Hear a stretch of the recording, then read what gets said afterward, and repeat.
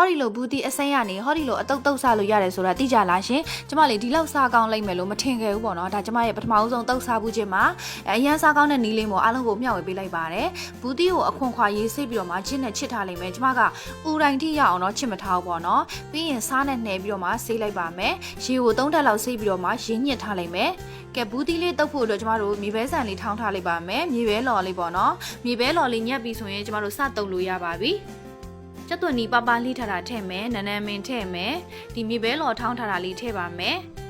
ပြီးရင်ပဲချက်မုံလေးထည့်မယ်အရသာတွဲငန်းပြားကြီးလေးထည့်မယ်တက်တက်လွတ်စားခြင်းတဲ့သူကတော့စားနဲ့တုပ်လို့ရပါတယ်စားလေးနည်းနည်းအချုံမုံလေးနည်းနည်းထည့်မယ်ငရုတ်သီးစိမ်းလေးညှက်ထည့်မယ်အလှော်မုံလေးထည့်ပါမယ်စီချက်လေးထည့်မယ်ကျမတို့အတုပ်တွေတုပ်တဲ့အခါမှာသူမပါရင်မပြည့်စုံတဲ့တံမြာသီးလေးလည်းညှက်ထည့်လိုက်ပါတယ်ရှင်ကဲပါဝင်ပစ္စည်းလေးတွေအကုန်လုံးထည့်ပြီးသွားပြီဆိုတော့ကျမတို့အရသာလေးနှမ်းဆက်သွားအောင်နှိပ်လိုက်ပါမယ်ရှင်အရသာလေးလည်းကိုစိတ်ကြိုက်ဖြစ်ပြီဆိုရင်တော့ချွတ်ချွတ်စိမ့်စိမ့်လေးနဲ့အရန်ကိုစားလို့ကောင်းတယ်ကျမတို့ရဲ့ဘူတီအစိမ့်တုပ်လေးကစားလို့ရပါပြီရှင်အားလုံးကိုကျေးဇူးပါရှင်